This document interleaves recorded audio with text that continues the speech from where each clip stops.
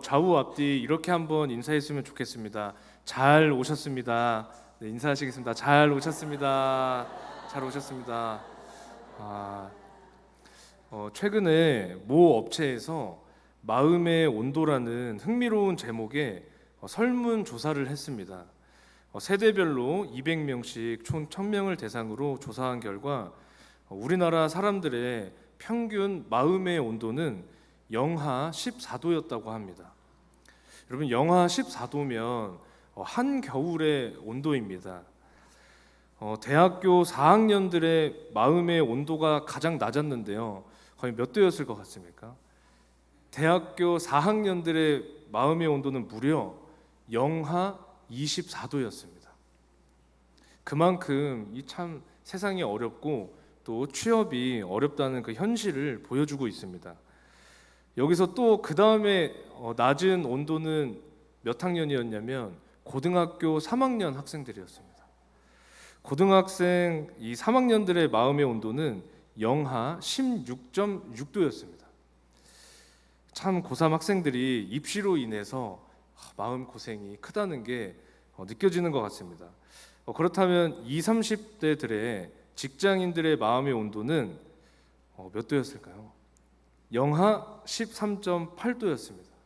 그래도 고3 학생들보다는 좀 낫습니다. 그래도 여전히 영하권이지만 50대 직장인들의 마음의 온도는 여러분 영하 13.5도입니다. 이게 전 세대를 걸쳐서 사실 지금 모두가 참 힘들게 살고 있다는 것을 말해주고 있습니다. 앞으로는 그런데 어떻게 될 것 같습니까? 이 응답자들 중에 80% 이상의 사람들이 앞으로 마음의 온도가 낮아지면 낮아지지 올라갈 거라는 대답을 한 사람은 없었다고 합니다. 그만큼 참 낙심과 절망스러운 일이 많이 생기고 있고 참 그런 가운데 저희가 살아가고 있는데, 우리는 그러면 그런 상황에서 어떻게 신앙 생활을 해야 할지 오늘 본문에 등장하는 다윗을 통해서 방향을 찾고자 합니다. 사울이 죽은 후에 세월이 흘러갔습니다. 이제는 다윗이 왕 위에 오를 시간이 되었습니다. 다윗은 사울이 죽은 후에도 서두르지 않았습니다. 한참 동안이나 시글락에 머물러 있었습니다. 여기에 머물러 있었던 이유는 다윗이 하나님의 시간을 기다리고 있었기 때문입니다. 그러다가 시기적으로 이제는 왕 위에 오를 때가 된 것을 알고 이 다윗이 새로운 행보를 준비합니다.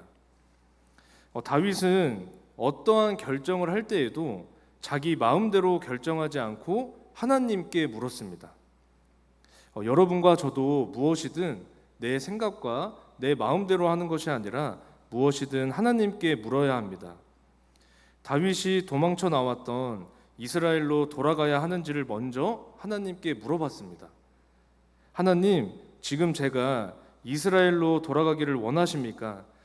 그렇다면 어느 곳으로 가기를 원하십니까? 라고 묻습니다.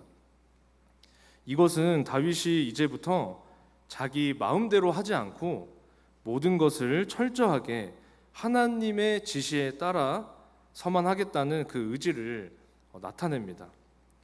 참 아름다운 다윗의 마음입니다. 그리고 깊은 신앙인의 모습입니다. 왕 위에 오르는 그 문제에 대하여 하나님의 시간표를 확인하였습니다. 자신의 시간표가 아닙니다. 하나님의 시간이 어떤 것인가를 알려는 그 다윗의 마음이 그대로 오늘 본문 말씀에 드러나 있습니다. 내가 유다 한 성읍으로 올라가리이까? 하나님의 대답은 올라가라 였습니다. 다윗이 다시 물었습니다. 어디로 가리이까? 하나님의 응답은 헤브론으로 갈지니라 였습니다. 이것이 다윗과 하나님과의 관계이고 대화입니다. 여기에 신앙생활의 성공의 비결이 있습니다. 초등학교 고학년부터 시작해서 장년들까지 온 세대를 통틀어서 모두 각자의 고민과 고충들이 전부 다 있습니다. 어린 아이라고 해서 걱정이 없지 않고 또 장년이라고 해서 걱정이 없지 않습니다. 그런데 대부분 그 걱정들에 대한 것이 언제까지인가에 대한 것이었습니다. 학생들로 따지면 저희 딸도 저에게 매일 묻는 것이 언제 키가 클까요? 언제 머리카락이 좀 더 자랄까? 이런 것들을 매일 묻습니다. 그리고 조금 더 학년이 올라가면 성적이 언제쯤 오를까? 참 걱정하는 친구들 많습니다. 그리고 좀 더 나아가면 내가 언제쯤 부모님께 칭찬 한번 들어볼까 하는 학생들도 있습니다. 그리고 나의 재능은 무엇인지, 또 대학교를 졸업하고 나서는 취업이 언제 될지, 그리고 아직 내 집 마련을 못한 그런 또 사람들이 있다면 내 집은 언제쯤 생길까? 이렇게 세상에 아파트가 많이 생기고 매일매일 아파트가 생기는데 도대체 내 집은 언제 생길까? 부터 시작해서 언제까지인가에 대한 걱정들이 누구에게나 다 있다는 것입니다. 분명히 교회에서는 하나님이 해결해 주신다고 했는데, 하나님께서 도와주신다고 했는데 그게 도대체 언제일까라는 것이었습니다. 열매가 없는 것 같아서, 또 결과가 도저히 나오지 않는 것 같아서 지쳐있는, 또 그 기다림 속에 지쳐있는 성도님들이 계시다면 누구보다 끝없는 그 기다림에 갇혀 있었지만 하나님의 시간을 기다렸던 다윗의 믿음이 마음 안에 자리 잡길 소망합니다. 다윗이 하나님께 기도하지 않았다면 사울이 죽었으니까 당연히 자기가 이스라엘의 왕이 될 것이라고 생각하고 예루살렘으로 갔을 것입니다. 그러나 하나님은 과거에 사울을 추종하던 그 세력이 그대로 남아있고 그들이 결코 다윗을 왕으로 영접하지 않을 것임을 알고 계셨습니다. 그래서 하나님이 다윗에게 올라가라고 말씀하신 곳은 예루살렘이 아니라 헤브론이었습니다. 아마도 다윗은 하나님께 물어보았을 때 당장 예루살렘으로 올라가서 왕이 되라고 하실 줄 알았을 수도 있습니다. 그러나 하나님은 다윗이 원하는 곳으로 당장 보내지 않았습니다. 그가 감당할 수 없는 그런 시험이 있는 것을 아셨기 때문입니다. 다윗이 만약에 이러한 그 하나님의 말씀을 무시하고 왕이 될 욕심으로 예루살렘으로 바로 올라갔다면 다시 블레셋으로 쫓겨나야 했을지도 모릅니다. 하나님이 우리에게 원하는 것을 당장 주지 않으시는 것은 우리가 알지 못하는 것이 있기 때문에 피하게 하시려는 것임을 기억해야 합니다. 이러한 다윗에게 하나님은 항상 가장 좋은 때에 가장 좋은 방법으로, 또 가장 좋은 것으로 함께 하셨습니다. 하나님의 응답을 들은 다윗은 이제 가족들과 함께 추종자들과 헤브론으로 올라갑니다. 그리고 그들을 각 성읍에 살게 합니다.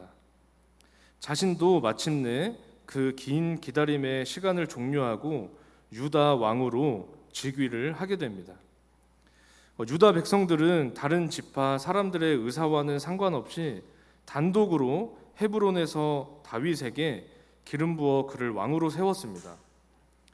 야곱은 유다족 속에서 이스라엘을 다스리는 통치자가 나올 것이라고 예언하셨습니다. 그 예언의 말씀이 무려 850년이 지난 지금 다윗이 왕위에 오름으로써 마침내 성취가 되었습니다. 하나님께서 말씀하신 것은 반드시 이루어집니다. 그럼 믿으십니까? 하나님께서 말씀하신 것은 반드시 이루어진다는 사실입니다. 언제까지든지 그것은 가장 좋은 때에, 또 가장 좋은 방법으로 가장 아름답게 이루신다는 것입니다. 저희가 가정생활이나 또 교회 생활이나 모든 삶을 살아갈 때 언제든지 그 하나님이 정하신 그 대로를 따라서 나아가는 저와 여러분이 되었으면 좋겠습니다. 네, 기도하겠습니다.